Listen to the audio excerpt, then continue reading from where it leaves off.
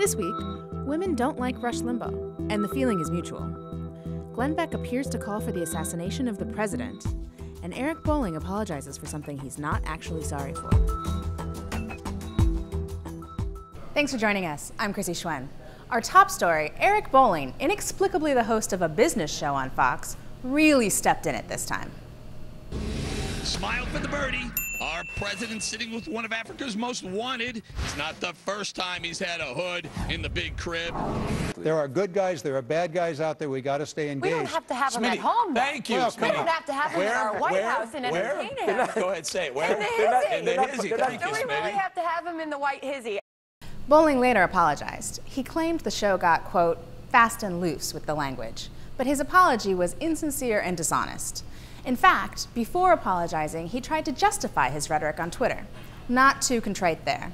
The segment itself was fully produced, including teases and graphics using the offensive language. It was a planned team effort, and it's part of a trend of pretty racist rhetoric from Bolling and Fox News as a whole.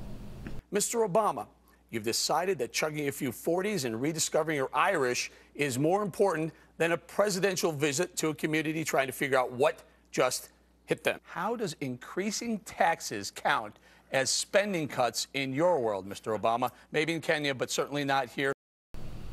But perhaps Bolling was just auditioning to fill the 5 p.m. slot vacated by another Fox race baiter, Glenn Beck. Beck uncorked his own gem this week, appearing to call for the assassination of President Obama. Why would you get a gun? To prepare for tough times. That's why.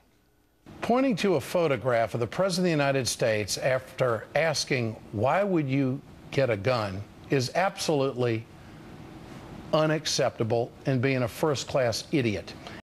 Beck claimed Obama was preparing for tough times ahead, so he insinuated you should buy a gun. Like Bolling's racial attack, this little stunt was planned in advance. It's all part of the Fox script, and it's a disgusting script.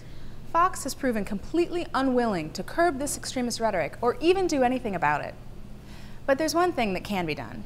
You paying attention, Fox advertisers? This is what you're paying to put on air.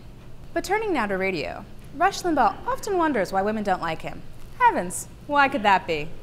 I wonder if it occurs to women like Claire Shipman or Tori Clark that Weiner did what he did because he's been surrounded with women like them for his whole adult life. He's not allowed to be a guy hanging around a bunch of liberal women. Women have neutered the business of politics so effectively that the men who are involved in politics constantly have to prove their masculinity to themselves and to others. That's Rush Limbaugh blaming liberal women for sex scandals of male politicians. As we're sure liberal women are why Republican Senator John Ensign had an affair with a staffer and got hush money from his parents to cover it up. And obviously liberal women are to blame for Republican Senator David Vitter getting pampered by a local prostitute. But this is just the kind of incisive commentary on gender relations in modern society that we've come to expect from Rush. But we leave you this week with Ann Coulter. Why is she on TV? Who knows? But here she is saying that no one on Fox talked about the birther story. Really, no one ever. We went back and looked and, trust us, she's a liar. You can find all the reasons why on MediaMatters.org. See you next week.